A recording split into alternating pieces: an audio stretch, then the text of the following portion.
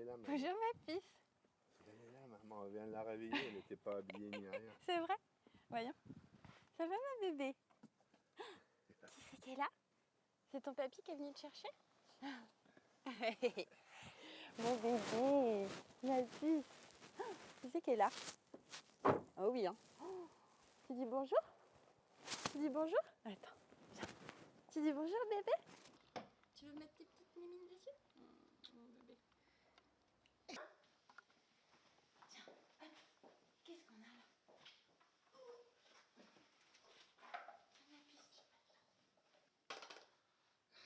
Regarde, mais tu te fais très bien en plus normalement. C'est assez cher et donc c'est aussi réservé à une certaine catégorie. Je me souviens parfaitement que les premières fois, ou même toutes les fois où je suis allée au Danemark, à Copenhague, j'étais très... comment dire, je me sentais un peu... on est dans l'illégalité en fait. Vous voyez, on fait quelque chose qui n'est pas accepté en France et qui n'est pas autorisé. Du coup, on se sent un peu... alors la loi, c'est pas le terme, encore que si, ça pourrait être le terme, mais on se sent très... pas accepté. On doit s'exiler un peu pour aller vraiment dans un pays où il y a plus de tabou en fait au Danemark.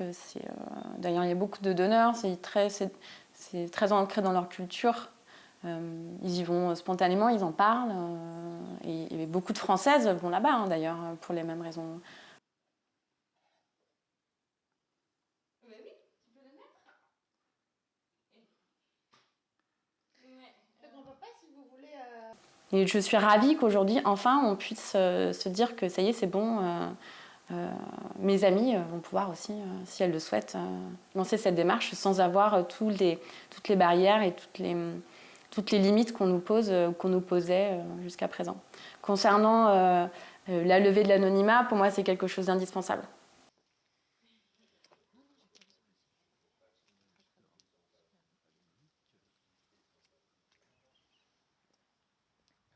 C'est comme pour les animaux.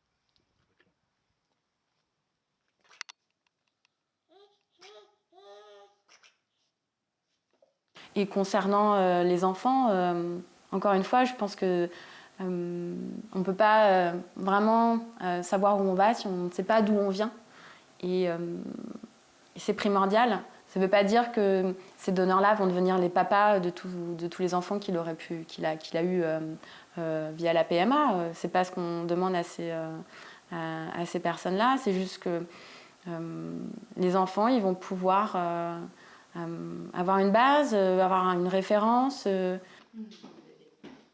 ça peut faire des marches, des exercices. Hein? Tiens, on fait une petite chambre. Hein? Maman, bébé? Allez. Tiens, ma puce. Allez. Voilà. Voilà, c'est bien. Mais bon. Voilà. Et voilà. C'était le meilleur 4-pack que vous pourrez avoir. Il n'y en a pas de mieux.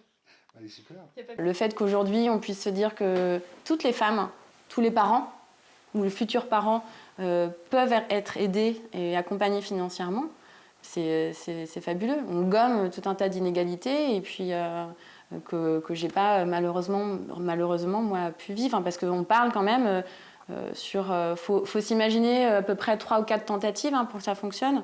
Donc on est plusieurs milliers d'euros à investir ou à dédier à ce projet-là. Donc après, l'argent, c'est pas important tant qu'on en a.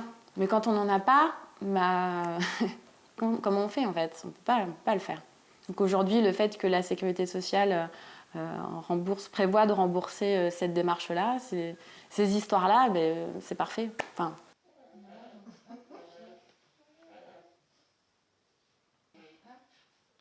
Et voilà, vous pouvez scroller un peu. Ah oui, ils sont Non, mais parce qu'ils savent, enfin voilà. clients d'étrangers. je pense qu'on est beaucoup plus près qu'on ne le pense et c'est pas 75 000 personnes dans la rue un samedi ou un dimanche qui va changer la donne. Je pense qu'on est toutes très déterminées et que on le fera quand même.